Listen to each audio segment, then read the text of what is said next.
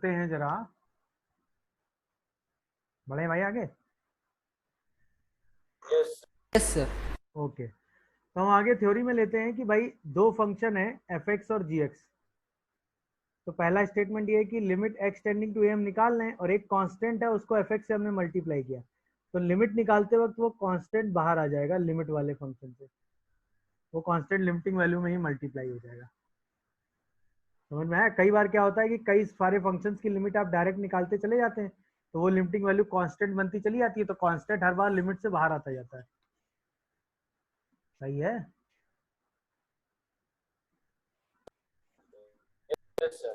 अच्छा, अब limit x tending to ए पर अगर हम दो फंक्शन को ऐड या सब्ट्रैक्ट करें तो पहला तरीका तो ये होगा कि आप इसी को सिंप्लीफाई करके एक नया फंक्शन एच एक्स बना लो और फिर उसकी एक्स टेंडिंग टू ए पर लिमिट निकाल लो।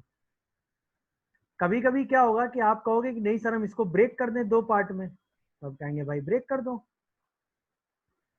बट ब्रेक करने के बाद एक चीज का ध्यान आप हमेशा रखेंगे कि ब्रेक करने के बाद इसकी जो लिमिट आएगी L1, इसकी जो लिमिट आएगी L2, उन्हीं को आपस में ऐड सब्ट्रैक्ट करेंगे।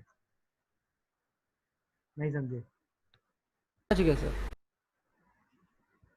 समझे कि नहीं समझे मैंने क्या बोला? समझ गया सर। मतलब मैंने आपसे ये कहा कि जब आपने ब्रेक कर लिया वेल एंड गुड, अब मान लो इसकी लिमिटिंग वैल्यू आई L1, इसकी लिमिटिंग वैल्यू आई L2, तो आप L1 प्लस माइनस L2 करेंगे, ये सही है।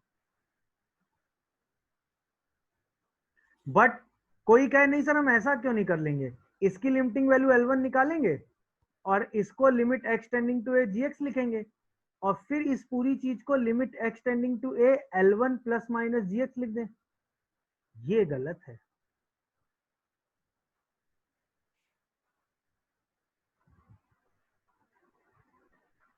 ये क्या है भाई? ये गलत है।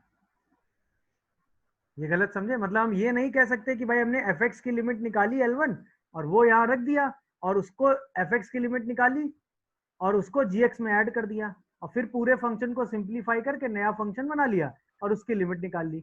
ये प्रोसेस गलत है। एक बार अगर आपने एडिशन या सब्ट्रैक्शन में किसी एक फंक्शन की लिमिटिंग वैल्यू निकाल ली है तो उसको आप दूसरे फंक्शन की लिमिटिंग वैल्यू में ही ऐड कर सकते हैं, उसको आप दूसरे फंक्शन में ऐड नहीं कर सकते। समझे मेरी बात? Yes sir. Yes sir. क्यों? यस। उसका मैं रीजन क्यों समझा रहा हूं। जैसे मान लो कभी कोई क्वेश्चन कर रहा है, सपोज जैसे limit x tending to zero sine x minus ten x by x cube. अब भाई किसी ने कहा हम ऐसे करें भाई, इसको कहें sine x by x into one by x square, इसको कहें ten x by x into one by x square. अब हम कहें भाई इसकी लिमिट वन हो गई तो ये वन बाई एक्स स्क्वायर आया, ये भी वन बाई एक्स स्क्वायर है, दोनों कैंसिल हो गए, आंसर जीरो आ गया। हाँ भाई, नहीं समझे क्या बोला मैं? ये रॉन्ग है। क्या पकड़ पाए भाई? Yes sir. Yes sir. तो ये जो प्रोसेस आपने किया ये रॉन्ग प्रोसेस था। तो अगर आपने एक बार ब्रेक कर दिया है तो फिर लिमिट से लिमिट ही हैंडल होगी। हाँ या ना? ये लिमिट कैसे सॉल्व किया मैं नहीं समझ में। Sine x upon x into one by x square के बाद क्या क्या किया sine sir? X sine x x तो बाई एक्स वन की होता। लिमिटिंग वैल्यू वन होती है ना, अभी आज पढ़ाएंगे उसको आगे। टेन एक्स बाई एक्स की लिमिटिंग वैल्यू वन होती है तो दोनों वन और वन आ गए। सर अब आ गया। और इसको कैंसिल करके आंसर जीरो लिख दें, जबकि इसका आंसर जीरो नहीं माइनस हाफ आता है,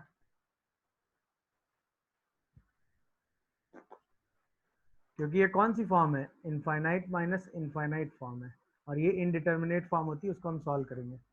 बट ये प्रोसेस करना का, तो इस पूरे प्रोसेस में हम क्या सीखे कि F x plus minus g x की जो लिमिटिंग वैल्यू है उसमें हम उसको अगर एक बार ब्रेक कर देंगे तो उसकी लिमिट से लिमिट को ही ऐड सब्ट्रैक्ट करेंगे।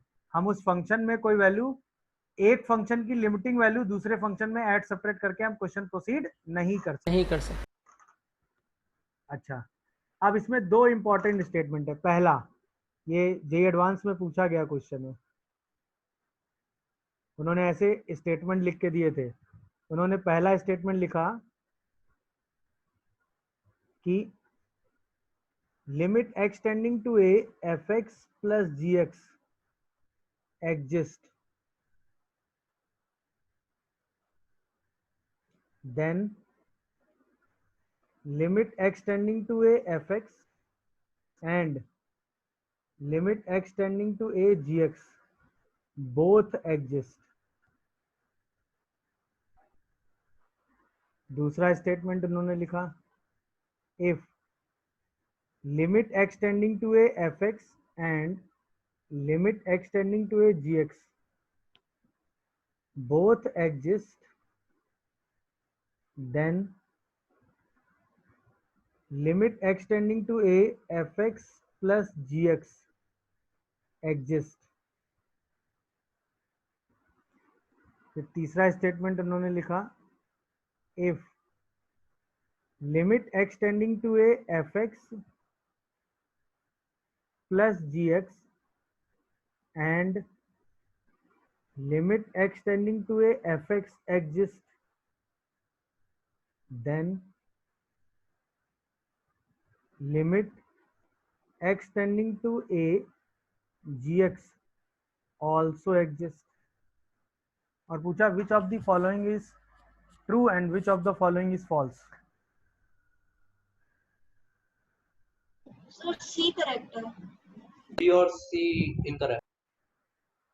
हाँ भाई, पहला स्टेटमेंट जो है अगर दोनों का सम एग्जिस्ट करता है तो दोनों लिमिट एग्जिस्ट करती हैं, ऐसा जरूरी नहीं है। Yes sir. पहला स्टेटमेंट फॉल्स है। फॉल्स।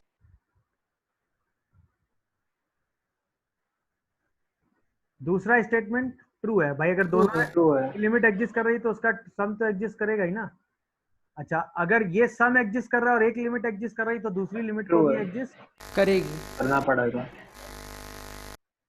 एग्जाम्पल इसका बहुत आसान सा है, देखो अगर हम एफ एक्स को बॉक्स एक्स ले लें, जी एक्स को फ्रैक्शन एक्स ले लें, तो f x plus g x क्या आएगा बताओ। अब मुझे बताओ limit x tending to zero पर f x plus g x exist करता है कि नहीं?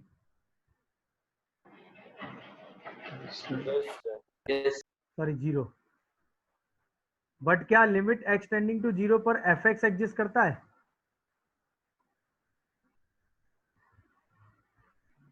क्या limit x tending to zero पर जी एक्स एग्जिस्ट करता है बताओ।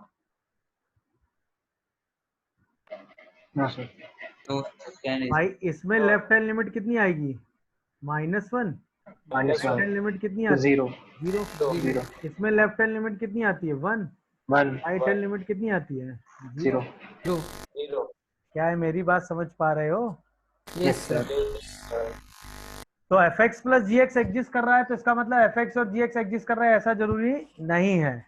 कर भी सकते हैं, ऐसा नहीं कि नहीं कर सकते, कर भी सकते हैं। क्यों? क्योंकि अगर एफ एक्स और जी एक्स एग्जिस्ट कर रहे हैं तो f x plus g x तो एग्जिस्ट करेगा ही करेगा। समझे कि नहीं भाई? बट अगर F x plus g x के साथ साथ F x plus g x exist कर रहा है और किसी एक फंक्शन की लिमिट एग्जिस्ट कर रही है तो दूसरे की लिमिट भी एग्जिस्ट करेगी ही करेगी। क्या ये बात समझ पाए भाई? Yes sir. चलिए अब आइए आगे बढ़ते हैं। दो फंक्शन अगर मल्टीप्लाई हो भाई,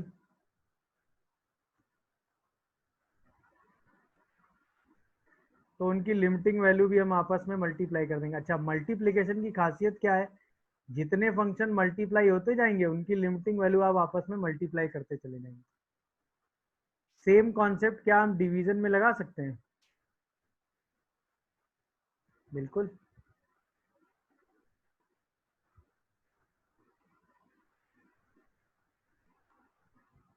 ऐसे करेंगे, बट एक चीज सर्टेन होनी चाहिए कि जो डिनोमिनेटर है वो जीरो नहीं हो जाना चाहिए, नहीं तो बात नॉट डिफाइंड चली जाएगी ना। नहीं समझ पा रहे हो? बोलिए भाई, सुनाई दे रहा है सबको? Yes sir. इसमें क्या करेंगे कि limit x tending to a f x और उसकी पावर में क्या लगा देंगे? Limit x tending to a g x. और अगर यही चीज कंपोजिट में आ जाए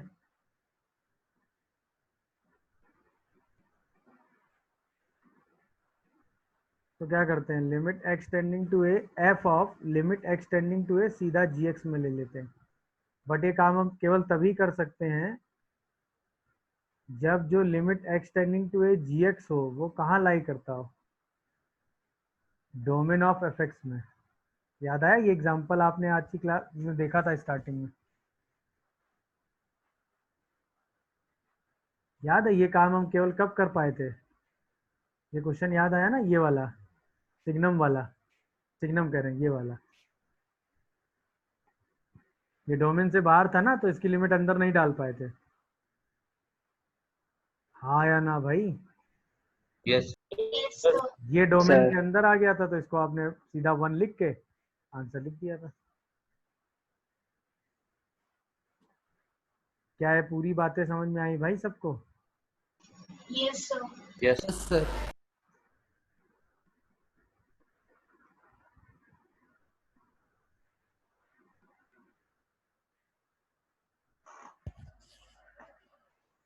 यहाँ तक एकदम पहुंच पाए भाई सब लोग?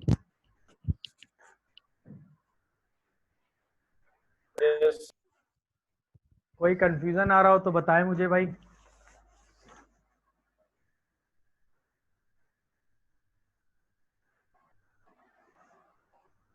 आगे बढ़ें क्या हम?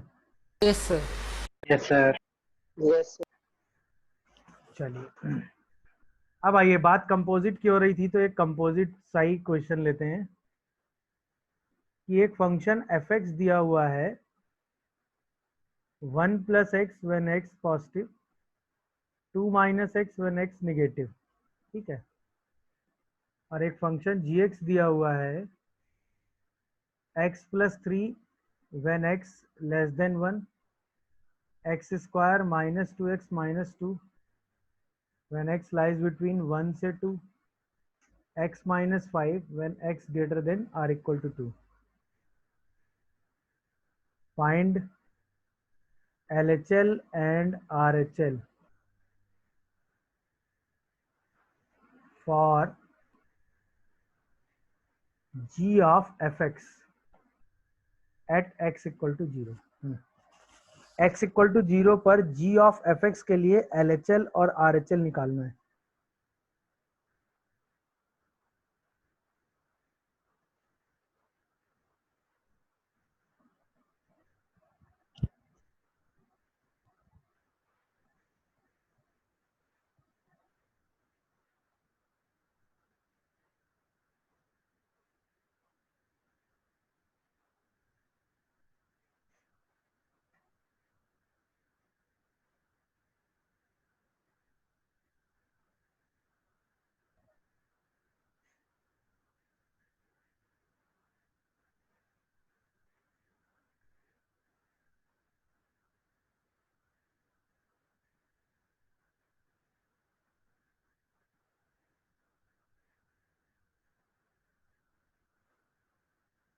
हाँ भाई, समझ पा रहे हो करना क्या है? बोलो भाई, समझ पा रहे हो करना क्या है? अरे भाई कहाँ चले गए सब लोग? Sir. Yes sir. हम्म। तो भाई जी ऑफ एफ एक्स की बात करनी है हमको, वो भी एक्स टेंडिंग टू 0 पे, सही है ना? तो देखो लेफ्ट हैंड लिमिट के लिए क्या करोगे, पहले तो ऐसे चलते हैं, लिमिट एस टेंडिंग टू 0 पर क्या हम g of f of 0 minus h देखेंगे, हाँ या ना? बोलो। Yes, sir. यस। अच्छा, यस सर 0 माइनस एच का मतलब क्या हुआ? एफ में 0 से पहले, एफ में 0 से पहले यही तो है फंक्शन। बोलो भाई। Yes. यस सर तो क्या ये limit s tending to g of 2 plus h आया, हाँ या ना? अच्छा, 2 प्लस एच का मतलब हुआ 2 के आगे, तो जी में 2 के आगे ये वाला फंक्शन आया नहीं है? यस सर तो क्या ये वैल्यू 2 + h - 5 आ गई? तो क्या आंसर -3 आ गया? बोलो भाई। Yes, sir.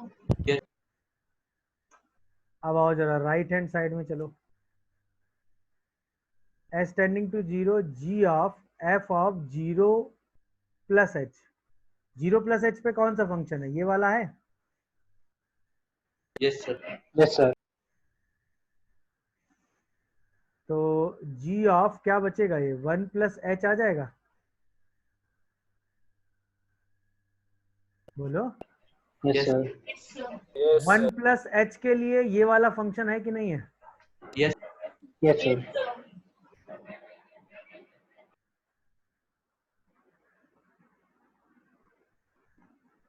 तो क्या ये वैल्यू -3 आ रही है? बताओ। Yes, sir. तो इसका Yes. मतलब left hand limit equal to right hand limit आ रही है कि नहीं? बताओ भाई। Yes, sir. तो मैं अगर आपसे पूछूं कि लिमिट x टेंडिंग टू 0 पर g ऑफ fx की वैल्यू क्या आ रही है, तो आपका आंसर -3 होगा या नहीं? Yes, sir. किसी को कोई कंफ्यूजन है तो अपनी बात रखे। No, sir. किसी को कोई कंफ्यूजन फील हुआ हो तो अपनी बात रखे भाई।